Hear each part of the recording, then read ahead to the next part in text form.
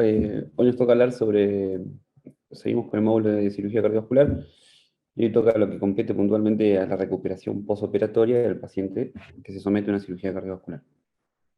Esto es algo que es raro para nosotros, porque nosotros no es algo que hagamos habitualmente en quirófano, es decir, esto lo hace la recuperadora, que es Maribel, la hace en cardiología, y es algo que generalmente hacen los cardiólogos, pero bueno, va a haber muchas cosas que pasan en el intraoperatorio que van a estar influenciando en el posoperatorio, ¿sí? Entonces también es importante que sepamos las cosas que pueden pasar después. Bueno, el manejo del paciente con una cirugía cardiovascular es un desafío que es permanente y complejo, ¿sí? Requiere el conocimiento de la patología cardiovascular que tiene el paciente, la técnica quirúrgica que se va a implementar y anestésica, y los efectos que va a tener la circulación extracorpórea en el paciente, que bueno, ya los hemos visto en las clases de bomba, ¿sí? Y que cuanto más oportunamente se intervenga en el postoperatorio, menor va a ser tanto la morbilidad como la mortalidad del paciente. Hay que tener presente que la recuperación de posoperatoria del paciente empieza en el momento que se cierra la esternotomía, es decir, que desde el momento que el paciente está en quirófano con nosotros, ya empieza la recuperación del paciente. Es decir, que no, la recuperación no es, bueno, cruzó la puerta coronaria, entró a coronaria, y ahí recién empieza la recuperación. En el momento que se hace la esternotomía y se empieza a cerrar el paciente, ya empieza a contar como si fuese la recuperación posoperatoria del paciente, ¿sí? Entonces, hay que tener presente que todas las cosas que nosotros hagamos, desde que sacamos al paciente desde el quirófano hasta la UCO, pueden de alguna manera influenciar en la recuperación del paciente, ¿sí?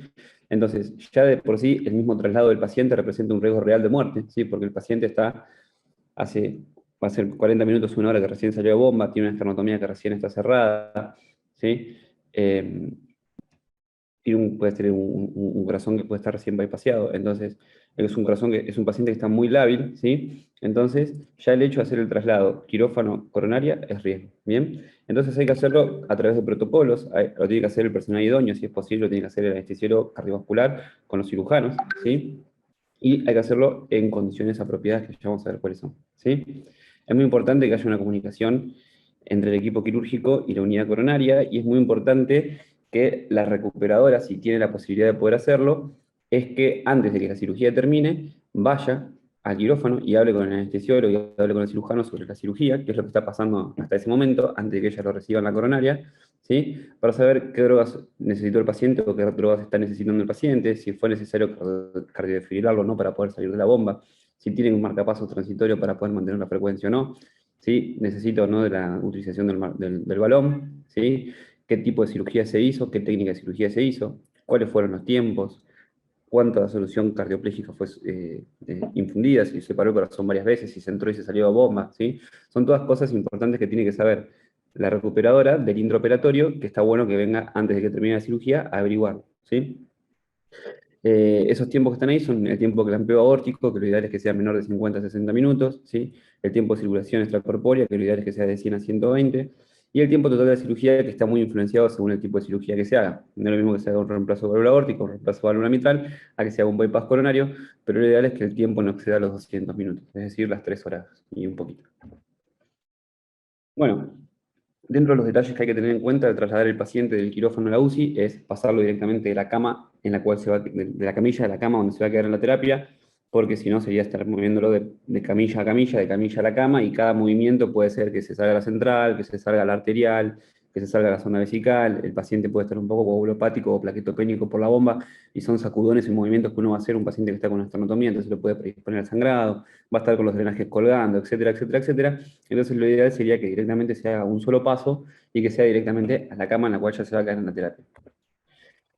Lo ideal sería no hacer cambios de bomba, ¿sí? Por eso siempre, casi siempre se llevan las bombas de coronaria y ya se hacen ya se queda con sus bombas, es decir, no hay cambio como por ejemplo cuando llevamos un paciente a terapia, que bueno, dejamos el paciente y cambiamos la bomba, porque a veces el corazón está tan inestable que la infusión continua de la droga es muy importante para mantener la hemodinamia del paciente.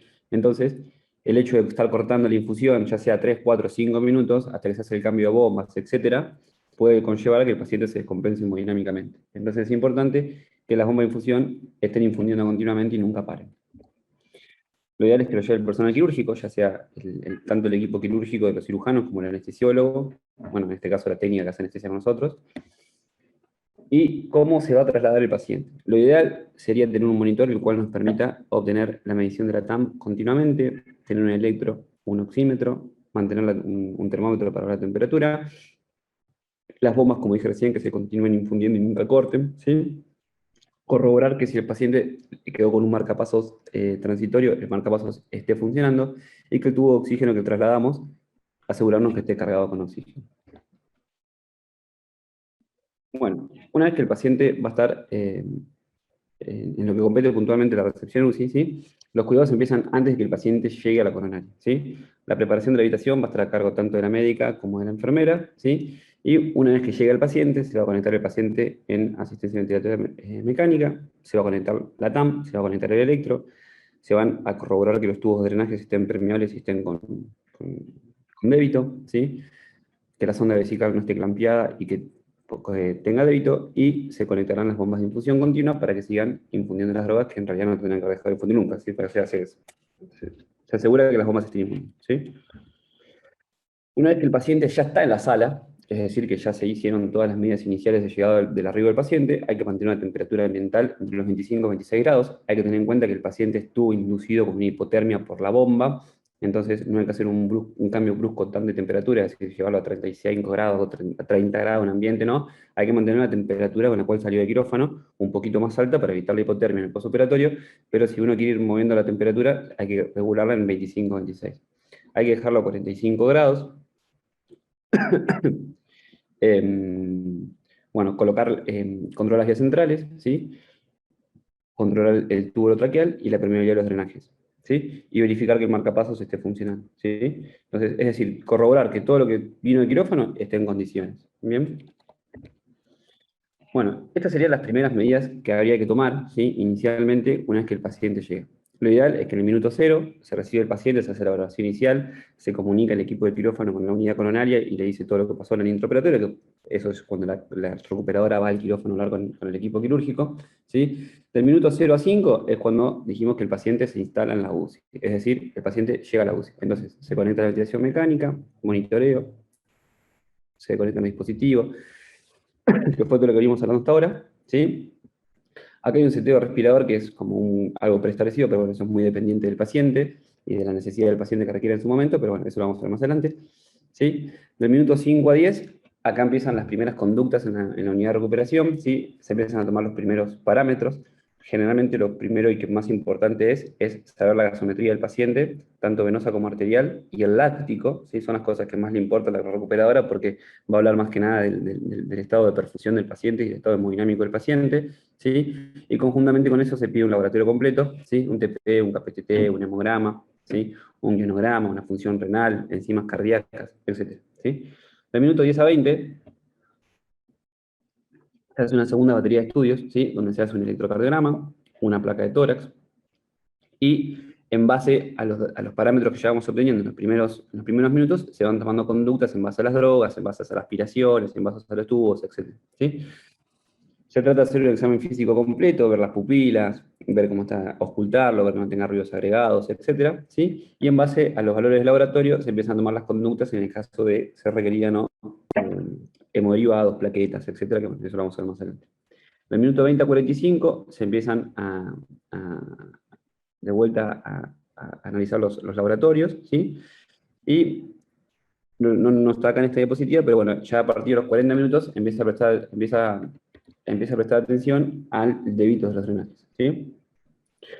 Ya una vez que está como todo el primer escaneo de baterías del paciente, ¿sí? Si se tiene la posibilidad de tener algún tipo de monitoreo invasivo, como por ejemplo el equipo que llevó una vez Gustavo al hospital, que permite ver el gasto cardíaco, el índice cardíaco, la resistencia vascular periférica, etcétera, etcétera, etcétera, si tenemos la posibilidad de tener ese equipo, se pondrá, se solicitará. Si hay gente en el hospital que se dedique a hacer ecocardiografía, se solicitará una ecocardiografía.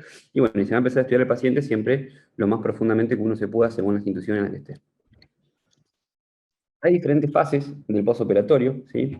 La primera fase es la fase de estimulación adrenérgico-corticoidea, que es una estimulación de todo el sistema simpático y de todo el sistema adrenérgico debido el síndrome de respuesta inflamatoria que genera la bomba, ¿sí?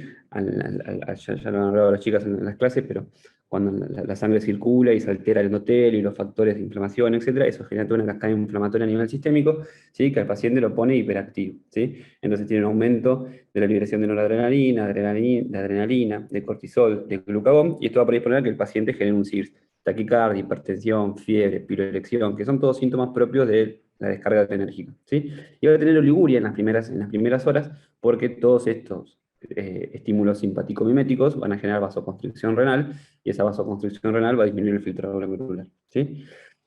En las próximas, desde las 48 horas hasta el quinto día, va a empezar una fase de supresión, donde todo este proceso inflamatorio va a empezar a disminuir, ¿sí? Entonces acá el paciente va a poder empezar a tener lo contrario a la disminución del sistema nervioso simpático, es decir, puede tener hipotensión, hipoglucemia, bradicardia, va a mejorar la función renal porque al disminuir el tono simpático va a empezar a vasodilatar la perfusión renal, entonces va a empezar a tener un mejor filtrado, va a empezar a tener debilidad. La oliguria, en realidad, acá es relativa porque en realidad el paciente empieza a tener mejor perfusión, pero bueno, el cuadrito lo dice, pero bueno, y a la vez el recuperador no permite que el paciente caiga en oliguria porque claramente toma conductas para evitar que caiga en oliguria, pero bueno, si uno habla solamente per se de la fisiología del paciente, es lo que le pasaría, ¿sí? Y va a empezar con edemas por la vasodilatación periférica, ¿sí? Una vez que el paciente está de alta, lo dividen en dos etapas. El alta, la recuperación la toma hasta los 60 días e incluso posterior también. Hay una fase de recuperación de la fuerza muscular, en donde desde el séptimo día hasta los 30 días el paciente va a tener mucha alteración del estado de ánimo. Dicen que es muy frecuente que los pacientes sufran depresión posterior a la cirugía y que el 99% de los pacientes que se les pregunta si quieren volver a hacer, si se someterían de vuelta a una cirugía cardiovascular, todos dicen que no, a pesar de estar vivos. Y dicen que es muy normal la alteración del estado de ánimo, que se sientan cansados, que no tengan hambre, que no quieran comer, que no tengan fuerza. Sienten que están totalmente destrozados, que bueno, poco a poco lo van a ir recuperando. Acá influye mucho un trabajo interdisciplinario con psicoterapia, con terapia ocupacional, etc. ¿Sí? Y el contacto continuo con el equipo quirúrgico. Y la última etapa es donde el paciente recupera su estado anabólico proteico y recupera el peso, se inserta en la vida diaria, cotidiana, etc. Esas son como las 4 etapas en las que se divide la recuperación de cirugía. La primera fase de la recuperación postoperatoria, lo más importante básicamente es que el paciente esté estable hemodinámicamente, ¿sí? Esto se va a lograr de diferentes maneras y se va a prestar atención a diferentes cosas, ¿sí? Principalmente, una de las cosas que más nos importa es la TAM, porque la TAM nos va a indicar de alguna manera indirecta la perfusión del paciente. Lo ideal es tener una TAM de 70-80 milímetros de mercurio y claramente la vamos a manejar a través de infusión de líquidos, ¿sí? Para aumentar el gasto del corazón, o a través de drogas, ya sean inotrópicas para aumentar la contractilidad cardíaca, o vasoactivas para aumentar el tono periférico, ¿sí? En el caso que el paciente se presente hipertenso en el posoperatorio, es decir, que tenga una TAM mayor de 90, la principal causa y la más frecuente de todas es que el paciente tenga dolor, ¿sí? Puede tener fiebre, puede estar hipovolémico. Acá dice que la hipovolemia en realidad, uno piensa que cuando está hipovolémico el paciente debería estar hipotenso, pero dice que en primeramente, como respuesta a esa hipovolemia, el paciente aumenta las catecolaminas y le puede producir una hipertensión transitoria. Entonces, nada, la da como causa. Que el paciente esté desadaptado a la red, es decir, que esté compitiendo con la ventilación y eso le genera una carga simpática y eso le genera presión. Que el paciente esté excitado psicomotrizmente porque le falte plano, ¿sí? O por las drogas que le estamos infundiendo. Si el paciente está hipotenso, es decir, que tenga una TAM menor de 60, puede ser que esté empezando a hacer una disfunción del VI, ¿sí? Que esté atontado todavía porque, no sé, lo desfibrilaron, porque se infartó, por las drogas que le hicieron, ¿sí? Que esté hipovolémico, que le falte líquido, también me puede dar una hipotensión, ¿sí? Que me haya hecho una vasoplejía precoz a causa del síndrome de respuesta inflamatoria posterior a la bomba, ¿sí? Que el paciente haya hecho un taponamiento cardíaco, o porque esté con NTG infundiendo, porque hay una cirugía coronaria, etcétera, por ejemplo, y que esa sea la causa de la hipotensión. Otras variables a tener presente es la frecuencia cardíaca, ¿sí? Lo ideal es tener una frecuencia entre 80 y 100, ¿sí? Y acá vamos a dividir entre bradicardia y taquicardia. Dice que es mucho más frecuente la presentación de taquicardia y que siempre que un paciente se presente con bradicardia, nos tenemos que preocupar porque está el paciente en una falla cronotrópica, es decir, o me está haciendo algún tipo de bloqueo, o tiene alguna alteración hidroelectrolítica, o me está haciendo algún tipo de isquemia. No es normal que el paciente esté bradicárdico en el postoperatorio. Entonces, por eso siempre hay que tener el marcapasos transitorio colocado, hay que tenerlo funcionando, ¿sí? Y hay que tener presente que el paciente no esté hipotérmico, que no tenga alguna alteración metabólica o que no se me esté infartando, ¿sí?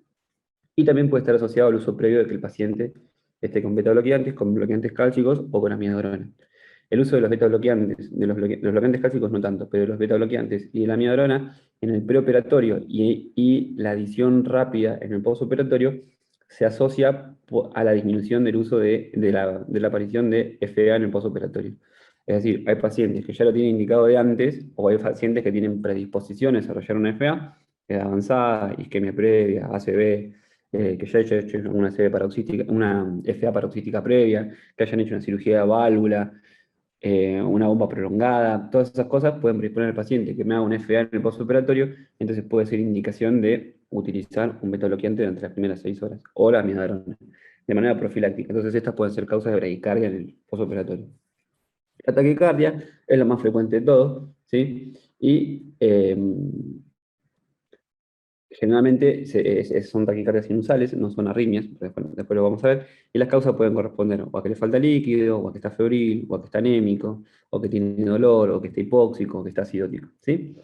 No es frecuente hacer un FA en las primeras horas del postoperatorio, es más frecuente después, a partir de las 24 horas, y no, eso lo vamos a ver después. Pero bueno, eso es otro de los parámetros a tener en cuenta, la frecuencia cardíaca. Otro parámetro a tener en cuenta es la PVC. La PVC es la presión venosa central, ¿sí? Ya está visto en varios estudios que es un pobre predictor de la precarga, pero de alguna manera no sirve, ¿sí? No hay un valor determinado para determinar si el paciente responde o no a los líquidos, ¿sí? Y cuando la PVC cae, se asocia a hipovolemia, ¿sí?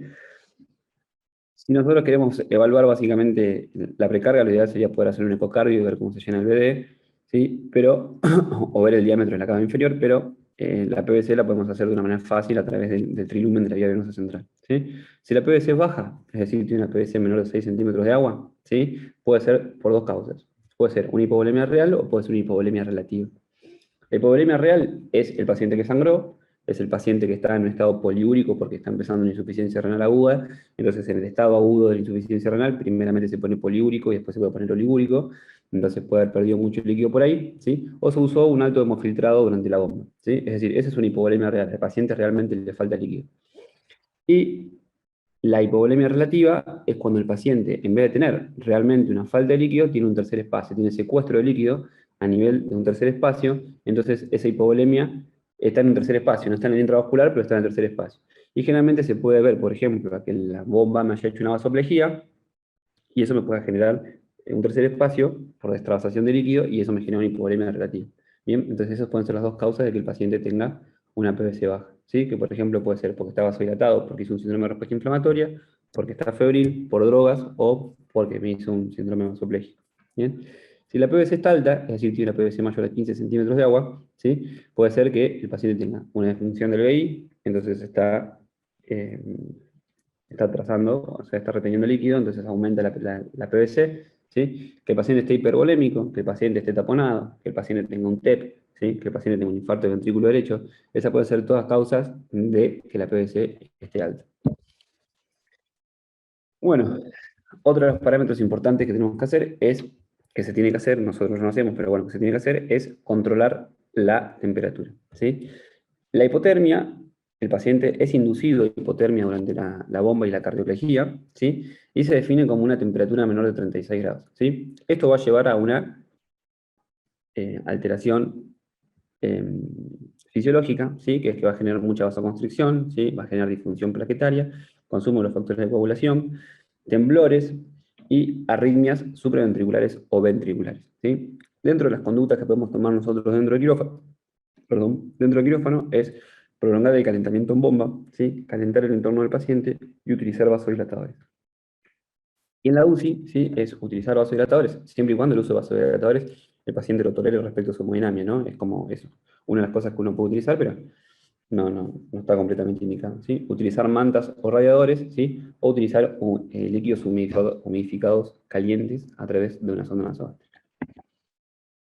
Bueno, el fenómeno de recalentamiento es un fenómeno que cuando el paciente se pasa de la hipotermia a la hipertermia rápidamente, es decir, se intentó calentar rápidamente, al paciente a las 4 o 6 horas que sale del quirófano, empieza a a tener hipertermia sin temblores, ¿sí? Aumenta la temperatura, se hipotensa por vasodilatación, empieza con acidosis metabólica, y toda esta hipertermia, básicamente lo único que importa es que aumenta la predisposición del sangrado. Es decir, que es por esto que el paso de la hipotermia a la normotermia tiene que ser paulatino y no brusco. Bueno, otra de las cosas que pasan en el postoperatorio es que se altera la función renal, ¿sí? La circulación extracorpórea altera el flujo pulsátil y genera un flujo laminar, ¿sí? Y esto hace que el flujo renal caiga del 20 al 30%, ¿sí? La diuresis en bomba, generalmente lo normal es que sea entre 200 a 500 mililitros. Y esta circulación de bomba, ¿sí?, genera que el 40% de los pacientes que estuvieron en bomba hagan una insuficiencia renal aguda en el postoperatorio, ¿sí? Y va de la mano tanto la hipoperfusión, la hipotermia, la respuesta inflamatoria con la vasoconstricción que se genera, ¿sí? Todo eso genera hipoperfusión del riñón y genera una insuficiencia renal prerrenal, ¿sí? Para prevenir, podemos tomar conductas como, por ejemplo, evitar los AINES, ¿sí?, que son nefrotóxicos, ¿sí? Mantener el gasto cardíaco y la volemia del paciente, tratar de disminuir la dosis de los vasoconstrictores en el caso de ser posible, ¿sí? Y mantener una normotermia la mayor cantidad de tiempo posible. Bueno, ¿en qué momento se extuba el paciente en el postoperatorio? Cuando responde a órdenes simples, ¿sí?, y tiene una ventilación espontánea con una frecuencia respiratoria menor a 30, es decir, el paciente está adaptado, ¿sí?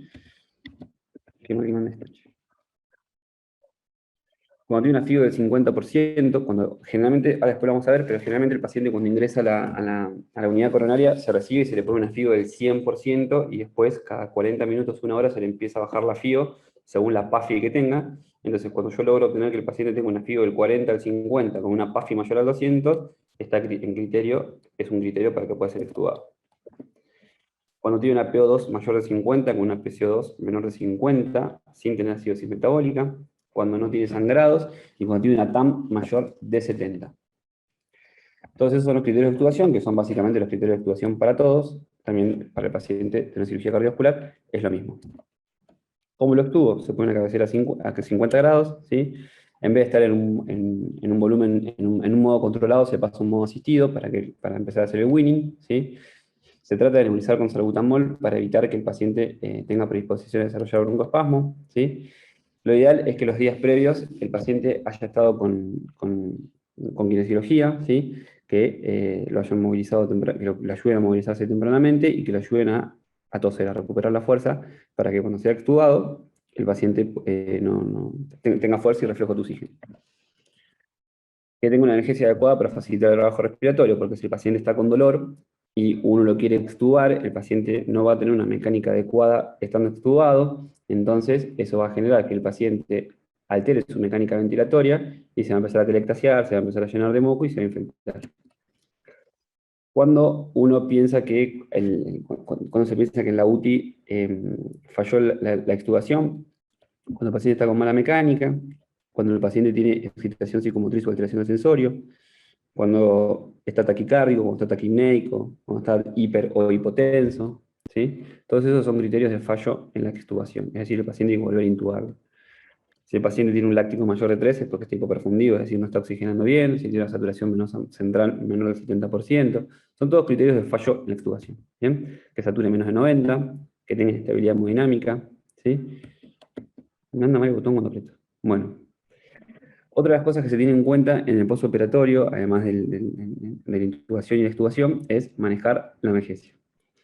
Cuando uno tiene previsto que el paciente se desvincule tempranamente la ARM porque la cirugía fue de corto tiempo a bomba, porque el paciente, no sé, no tenía un infarto muy severo o no tenía una cardiopatía muy severa, tenía una buena fracción de eyección ventricular, el tiempo de bomba fue cortito, el tiempo de cirugía fue cortito, o sea, cuando se pone una cirugía ideal, que uno piensa que el paciente puede ser extubado tempranamente, lo ideal es hacer una infusión cuando se recibe el paciente en la coronaria, y lo ideal es hacer una infusión continua con propo, mafenta o remifenta, entonces cuando son drogas que se cortan rápidamente y que el paciente puede ser extubado rápidamente, asociándole o no más o menos dexmedetomidina para hacer el winning, ¿sí?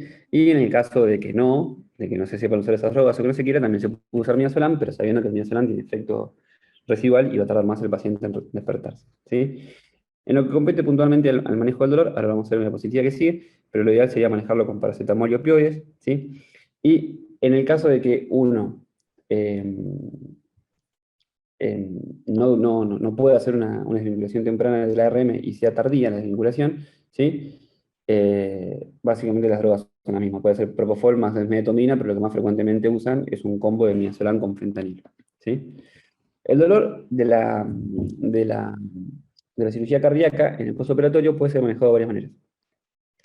En el intraoperatorio, anestesia puede hacer una peridural torácica si quiere, con infusión de un catéter se puede poner, y realizar analgesia a través del catéter peridural. Se puede hacer un bloqueo intercostal, o se puede hacer manejo por vía oral, ¿sí? Si es un dolor leve, el dolor de la esternotomía va a ser un dolor tanto somático como visceral como neuropático, va a tener los tres componentes, ¿sí? ¿Por qué? Porque afecta tanto a piel como a articulación y músculo y hueso como visceral.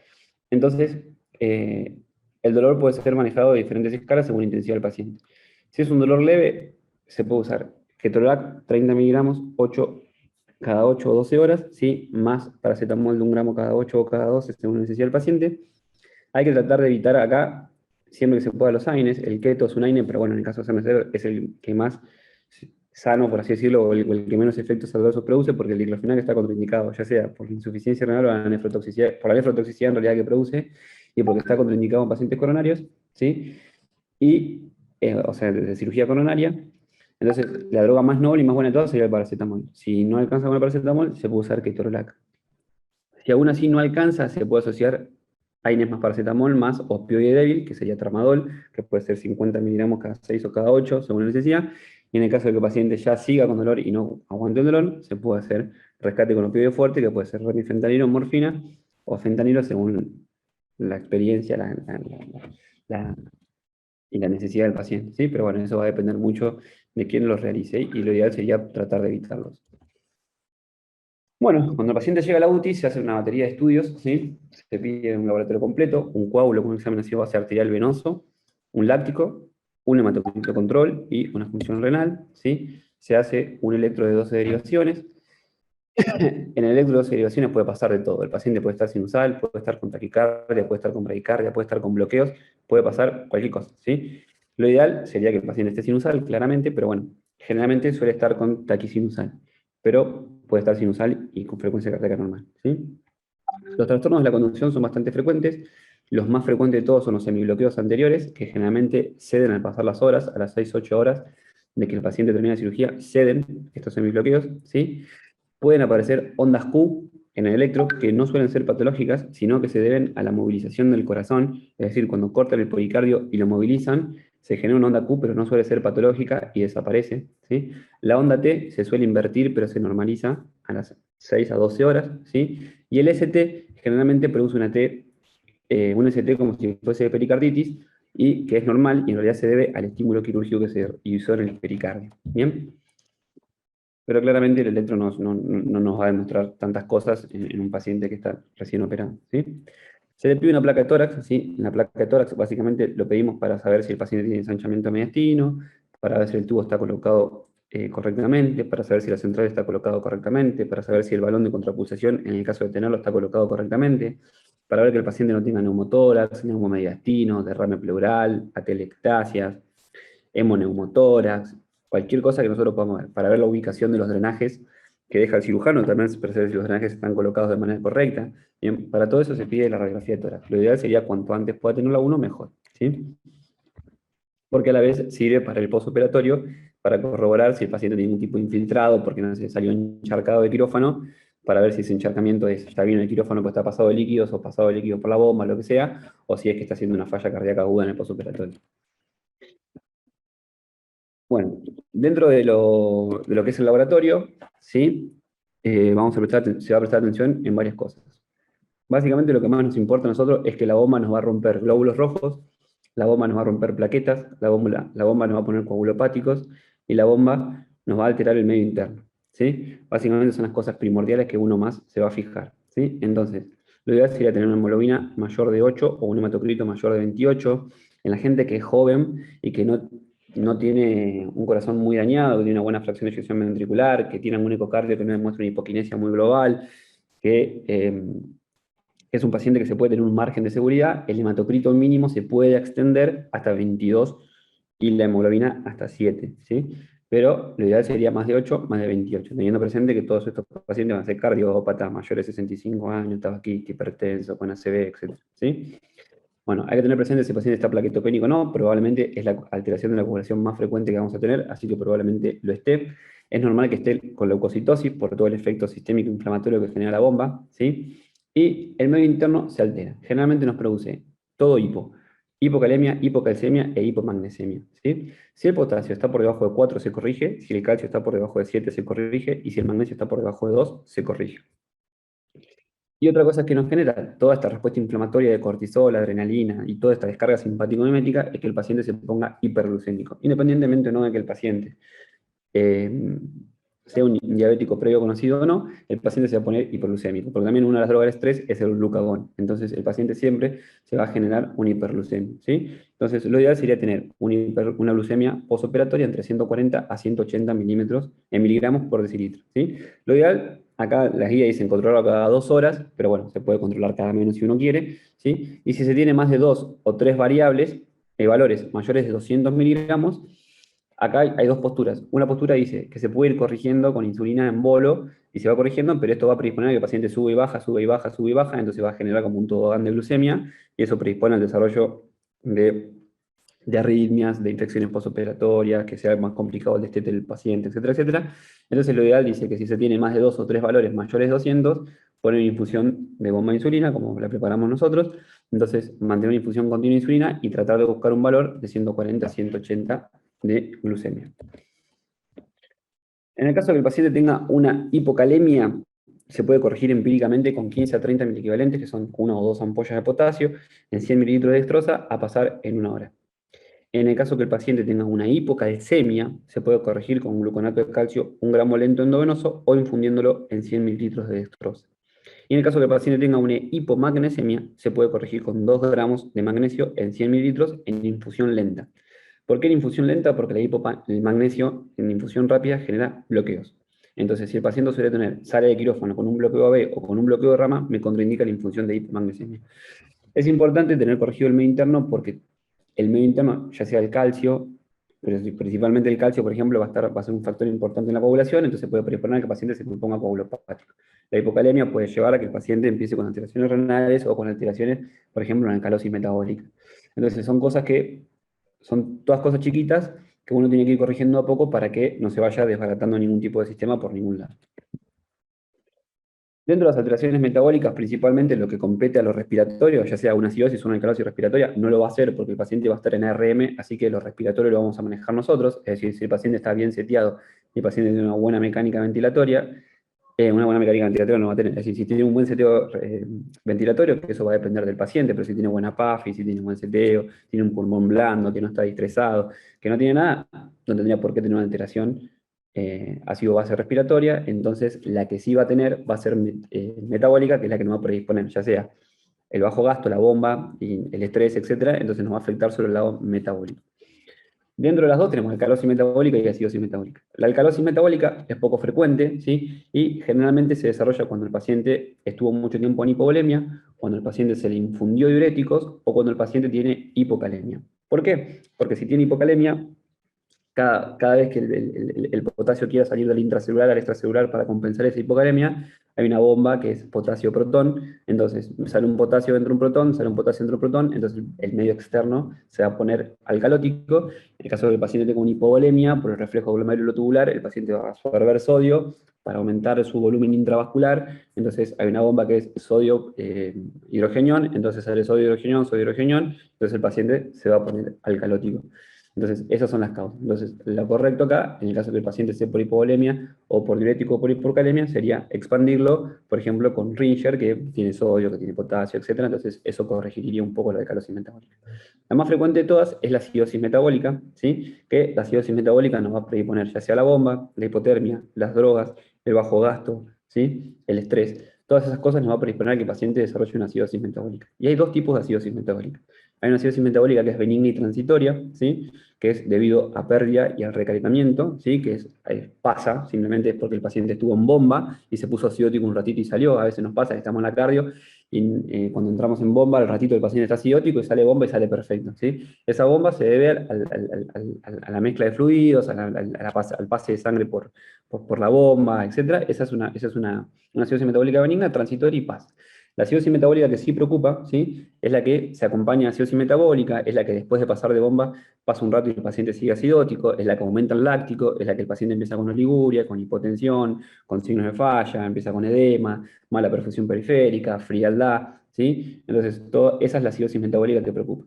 En el caso que el paciente tenga un pH menor de 7,30, un bicarbonato menor de 15, el paciente tiene criterio de ser corregido, ¿sí? Con álcalis, en este caso bicarbonato, ¿sí? Esa es la fórmula que usamos siempre, que es exceso de bases por kilo por 0,3, y eso nos va a dar la cantidad de miliequivalentes de bicarbonato infundido, ¿sí? Se pasa la mitad del bicarbonato, se pasa en media hora, ¿bien? Y una vez, el resto se puede pasar en un poco más despacio, ¿bien? Bueno, en los gases es bastante frecuente encontrar hipoxemia, hipocamia, ¿sí? Y una PAFI baja porque la bomba genera desequilibrio del BQ, de la ventilación-perfusión, ¿sí? Así que es normal que los primeros gases nos vengan con estos parámetros, ¿sí? No hay que preocuparse. Dentro de todas las cosas que hay que fijarse en el postoperatorio, la más importante de todas es la evaluación del sangrado en el postoperatorio. ¿Por qué? Porque es la principal causa de morbilidad, porque es la principal causa de mortalidad, porque es la principal causa de reintervención, ¿sí? Entonces, es una de las cosas más importantes evaluar el sangrado en el postoperatorio. Es decir, va a haber factores, tanto en el preoperatorio, en el intraoperatorio y en el postoperatorio, que van a jugar un rol en el desarrollo de un sangrado postoperatorio, ¿sí? Es decir, si el paciente ya entró anémico, si entró con una coagulopatía, si la cirugía fue de urgencia, por ejemplo, porque se disecó, si el paciente es un paciente añoso, o si tiene determinadas comorbilidades, es hipertenso, diabético, dislipémico, etcétera, ¿sí? Son todos factores que van a jugar un papel importante en el postoperatorio, ¿sí? Dentro del intraoperatorio, que es lo que a nosotros nos va a importar, el preoperatorio también, pero bueno, el intraoperatorio es donde nosotros podemos tener algún tipo de intervención, es cuánto tiempo estuvo en circulación de bomba, no, perdón, qué tipo los tipos de filtro de la circulación de la bomba, ¿sí? El tiempo de circulación de bomba, qué tipo de cirugía se hizo, ¿sí? Y cuánto tiempo estuvo en hipotermia, porque dijimos que la hipotermia es un factor importante en la coagulación, ¿sí? Y en el postoperatorio va a depender, esto ya depende de la recuperación, ¿sí? Si la hipotermia se mantiene sostenida, a pesar de ya haber salido de la bomba, ¿sí? Por eso decíamos que había que llevarlo a normotermia de una manera paulatina, pero llevarlo, ¿sí? La difusión plaquetaria y la disminución de los factores de la coagulación que genera la bomba, ¿sí?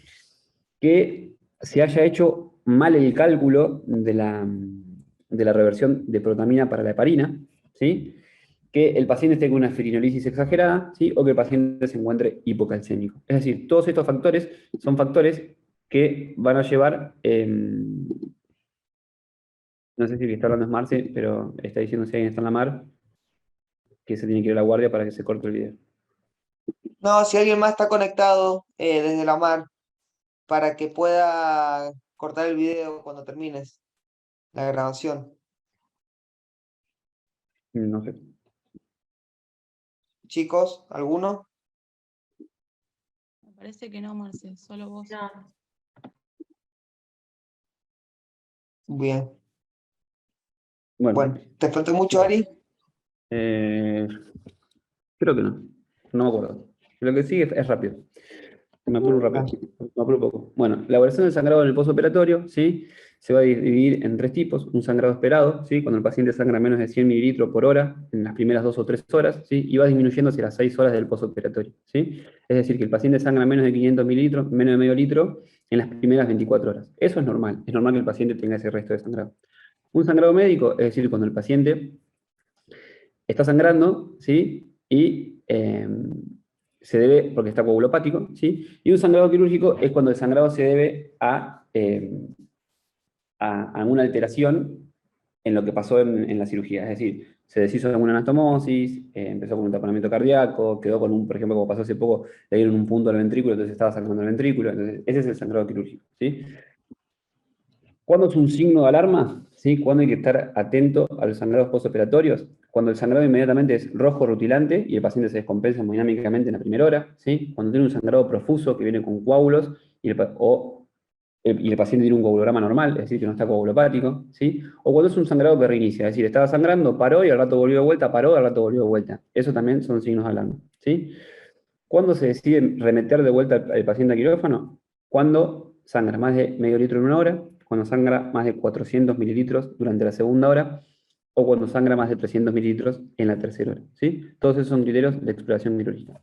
A la vez, el sangrado lo dividía en si era cuantitativo o cualitativo, porque decía que, bueno, capaz que el paciente no cumplía con estos criterios cuantitativos de definición de límites, pero el paciente cualitativamente me estaba aumentando la repercusión de la necesidad de dosis, de vasoactivos, de inotrópicos, de lo que sea. Entonces, a pesar que el paciente no tenga un sangrado de determinado valor en determinada cantidad de tiempo, si el paciente lo merita por la hemodinamia, tiene criterio de ser reintervenido de la misma manera. Entonces puede ser de una manera cuantitativa o de una manera cualitativa. Bueno, en el caso que el paciente esté sangrando en el postoperatorio, ¿sí? Hay que pedir un coagulograma inmediatamente y se puede pasar de manera empírica plaquetas. ¿Por qué? Porque uno sospecha que la principal causa del sangrado postoperatorio va a ser que el paciente esté plaquetopénico porque se haya roto todas las bombas. Entonces se puede pasar plaquetas de manera empírica sin tener un recuento de plaquetas o sin tener un coagulograma previo. En el momento, digo. ¿Sí? Entonces uno pide un coágulo, pide plaquetas, que es, lo normal es tener 350 a 300, ¿sí? Va a pedir factores de coagulación. Los factores de coagulación pueden ser que tengan un valor normal, significa que estén por arriba del 70%, y que tengan una función hemostática mínima, es decir, que estén, al menos para poder coagular algo, tienen que tener un valor del 30%. ¿Sí? El fibrinógeno lo normal es que esté de 200 a 400 y un valor mínimo hemostático de 100 miligramos. ¿Sí? Y el KPTT es importante porque el KPTT mide la vía intrínseca de la coagulación, entonces puedes estar demostrándonos de que el paciente esté con restos de heparina todavía. Entonces, al estar con restos de heparina todavía, puede ser que todavía nos falte protamina, ¿sí? Entonces, se calcula el 25% de la dosis que se había calculado para revertir esa heparina y se empieza a hacer cada 30 a 60 minutos según respuesta del paciente, ¿sí?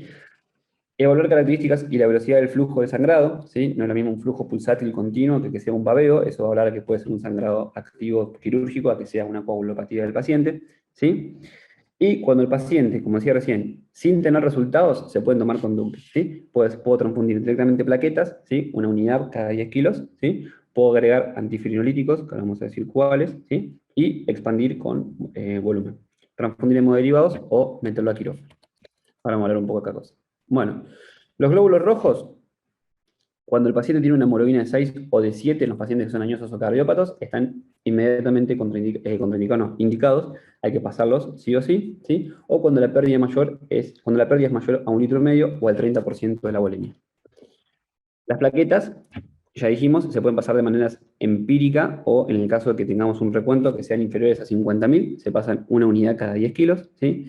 Y el plasma fresco congelado o los críos se pasan para recuperar ya sea fibrinógeno o factores de la coagulación para alcanzar un valor mínimo, aunque sea de factores del 30%, que era el mínimo valor necesario para que sean hemostáticos. ¿Sí? Dentro de los factores que son reductores de sangrado, tenemos factores que previenen el sangrado y factores que son antifirinolíticos. Los factores que previenen el sangrado es la desmopresina, ¿sí? Que se administra en 0,3 gamma kilo, ¿sí? Y la desmopresina está indicada principalmente cuando el paciente tiene algún tipo de coagulopatía hereditaria, como por ejemplo un déficit de factor de von Willebrand, ¿sí? Entonces, eso se puede administrar de manera profiláctica para evitar el sangrado, ¿sí? Y en el caso de administrar antifirinolíticos, hay dos que son los que más están estudiados, ¿sí? Que es la aprotinina y el tranexámico. La aprotinina tiene mayor eficacia y evidencia que el tranexámico, pero tiene mayor efecto adverso que el tranexámico. Por eso se usa el tranexámico, ¿sí? La apotrinina se usan 5 millones de unidades en la inducción, ¿sí? Y el ácido tranexámico se puede usar un total de 3 a 10 gramos, cada ampolla son de 500 miligramos, entonces se usa de 3 a 10 gramos, en la inducción se puede hacer de 2 a 7 gramos, ¿sí? Y se puede dejar con un mantenimiento de 20 a 250 miligramos por hora. Bueno, otro de los controles que se tiene que tener en cuenta es el débito de la sonda nasogástrica, ¿sí? Mientras que el paciente esté en RM, la sonda nasogástrica va a evitar que el paciente se broncoaspire y esto me genere infecciones respiratorias en el postoperatorio, y se deja hasta que el paciente me tolere los líquidos y tenga un buen reflejo tusígeno, ¿sí? Otra cosa que hay que tener en cuenta es generar una deambulación precoz con kinesio respiratoria y motora para que el paciente pueda tener una deambulación rápida. una recuperación rápida. Alimentación progresiva, porque el paciente va a estar recontra hipercatabólico después de semejante respuesta inflamatoria. Entonces, alimentación progresiva y precoz para que el paciente se pueda poner anabólico y tenga nutrientes y no se desnutra, siempre y cuando uno pueda ir complejizando al paciente de a poco, ¿sí? Siempre y cuando sin sacar los monitores que uno necesita, los va a ir sacando de a poco, ¿sí? Y las dosis, de igual manera, ir titulándola lentamente, ya sea los vasoactivos o los inotrópicos, o ya sea su medicación habitual. La aspirina, los betabloqueantes, la amiodarona, el enalapril, todo lo que el paciente requiera por su medicación habitual, ¿sí? Su medicación basal habitual. Bueno, dentro de las complicaciones que puede haber en el postoperatorio, lo más frecuente de todos y que siempre pasa es un SIRS, ¿sí? El SIRS es un síndrome de respuesta inflamatoria sistémica, ¿sí? Se define como se define todo SIRS: taquicardia, taquipnea, leucocitosis o leucopenia, ¿sí? E hipertermia, ¿bien?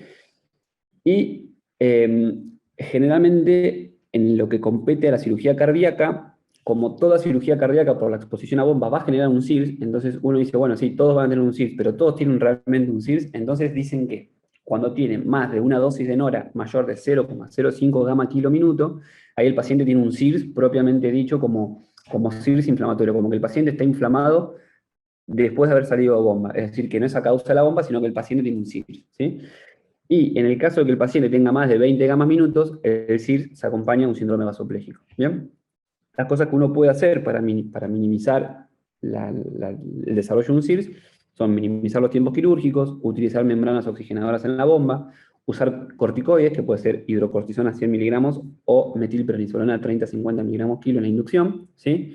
Expandirlo, utilizar vasopresores y mantener una buena hemodinámica. Dentro de las complicaciones respiratorias, son las complicaciones más frecuentes que hay en el postoperatorio de una cirugía cardiovascular, ¿sí? Va a importar si el paciente tiene factores predisponentes: insuficiencia cardíaca, EPOC, algún tipo de inmunodeficiencia, consumo de corticoides, y con lo de siempre, tiempo de bomba, tiempo de clampeo, lo de siempre, ¿sí?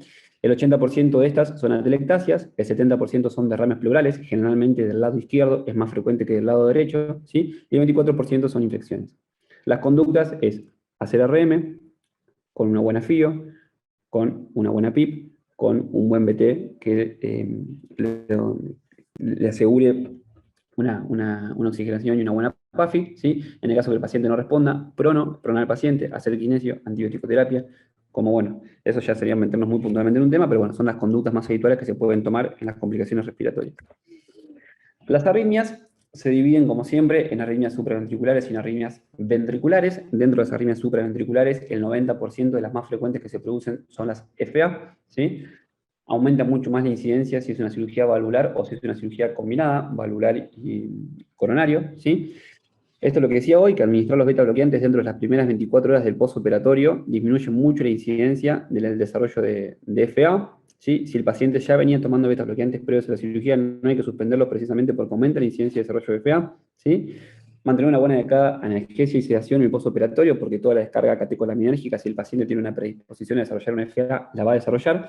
Y en el caso de que uno quiera, porque el paciente tiene alta incidencia, hay muchos factores de riesgo para desarrollar una FA, se puede hacer profilaxis con amiodarona. Dentro de las taquicardias paroxísticas supraventriculares,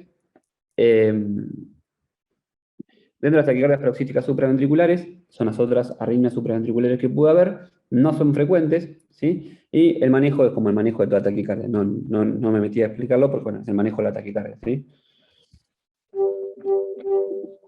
Bueno, dentro de las taquicardias ventriculares tenemos la TB y la FB, es del 1 al 3%, y depende de los factores de riesgo del paciente y de la cirugía, y el manejo es como el manejo de las taquicardias y el algoritmo de taquicardia.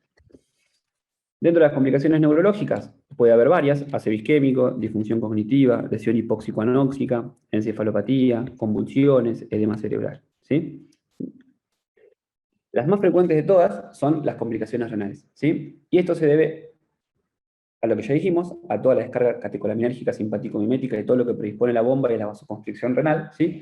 Y se puede definir de dos maneras. Se puede definir como una reducción brusca dentro de las 48 horas de la función renal, con aumento absoluto de la creatinina sérica mayor a 0,3 miligramos de decilitro, ¿sí?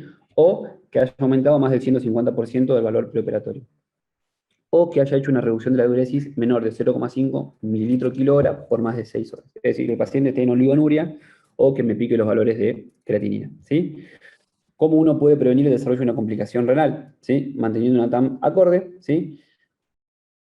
Y el uso tanto de furosemida, de manitol, de dopamina 0,3 gamma, que es la dosis supuestamente, a 0,3 gamma, no, a 3 gamma kilo, que es la dosis que usamos supuestamente como nephroprotectora o diurética, no demostró ser profiláctica en la profilaxis de insuficiencia renal postoperatoria.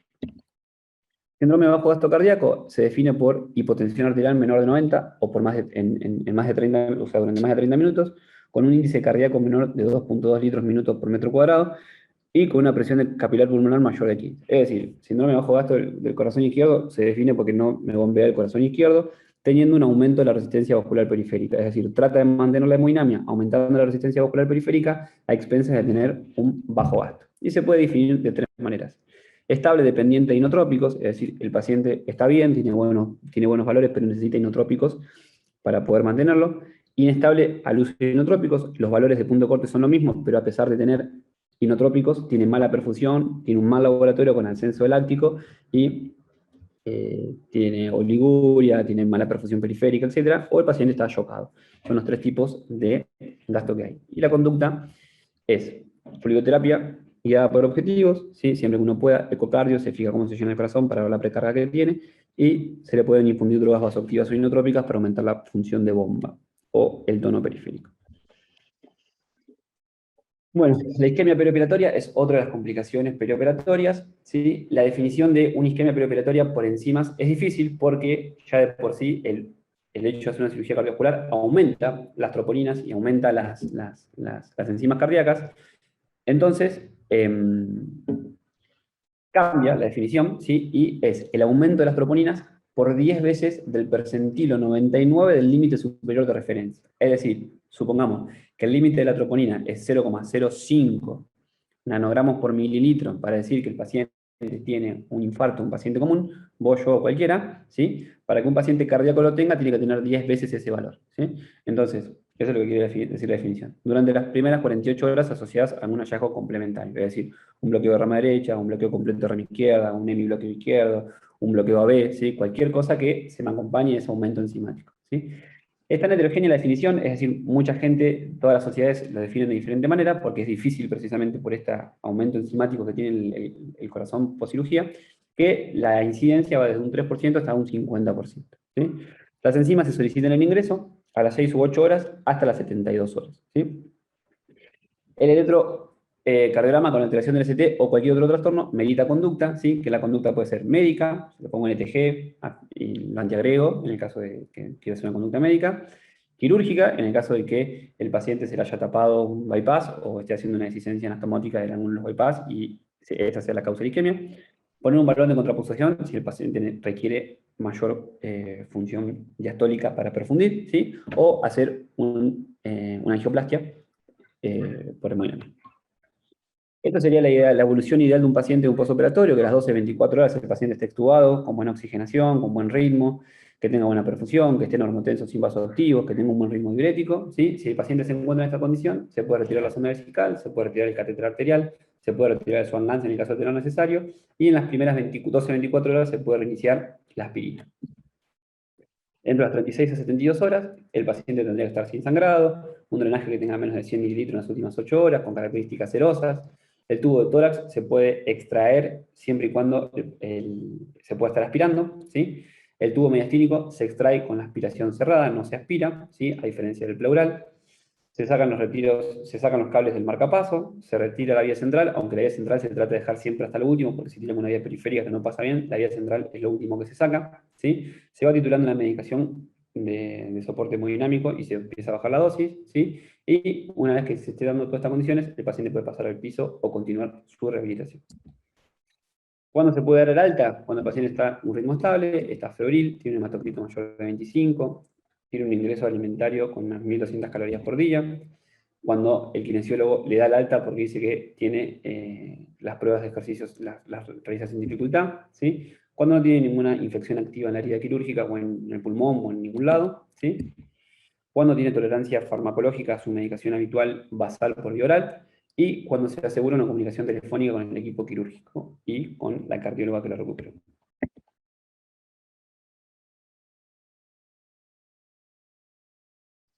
Bueno, las conclusiones es que es una cirugía que requiere una alta comunicación del equipo quirúrgico con el recuperador. Las complicaciones son multifactoriales, no dependen solamente del aparato cardiovascular. Está influenciado por el centro donde se va a llevar a cabo el procedimiento quirúrgico. No es lo mismo operarse en el hígado que operarse en el HPC, ¿sí? Por la recuperación en la posoperatorio que va a haber. No es lo mismo la terapia que hay y la capacidad de monitoreo que hay, o en la misma 25 de mayo con el monitoreo que tiene Gustavo, que no está en el hospital o que no está, por ejemplo, en el HPC tampoco, ¿no? Pero bueno, se debe actuar lo más rápido posible. Cuando uno antes más actúe, mejor va a ser la intervención, ¿sí? Y esta es una frase que nos dice siempre Gustavo, que la sumatoria de todos los pequeños gestos generan un gran éxito.